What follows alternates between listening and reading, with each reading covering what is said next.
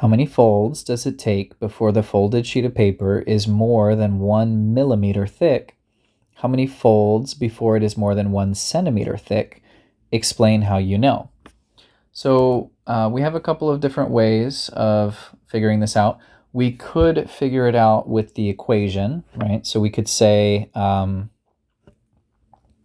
we want 1 millimeter is equal to our initial value of 0.05, and we're doubling to the n power, and we could just figure out like what value we need here for this.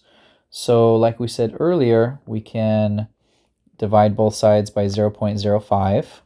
So we would get 1 over 0.05 equals 2 to the n power. And so here we're going to have 1 divided by 0.05, so that's 20. So we're looking for powers of n that are going to get us 20. So we could do something like, let's start at 2 to the 4th maybe.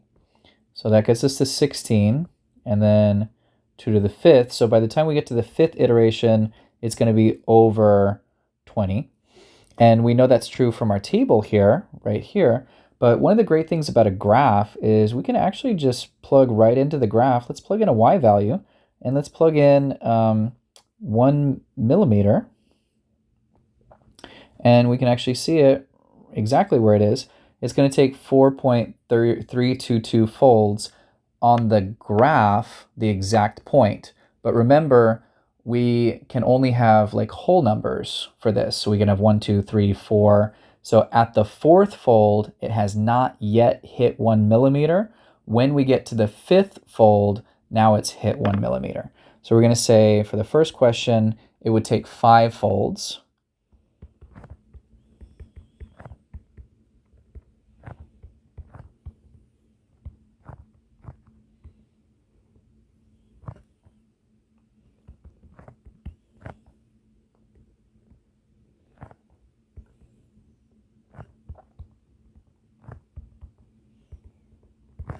And then we can do the same thing actually for 1 centimeter, which we know is just 10 millimeters. So we're going to graph y equals 10 now. And now the graph is too high, so we're going to need to zoom out a little bit, scroll up, and we should be able to see an intersection point way up here. That's going to be at 7.644. So remember, at 7 folds, it has not yet reached 10 millimeters or 1 centimeter. But once we get to the 8th fold, now it will have crossed that horizontal red line. So it would take 8 folds. I'll do this in a different color. Let's do this in red, yeah.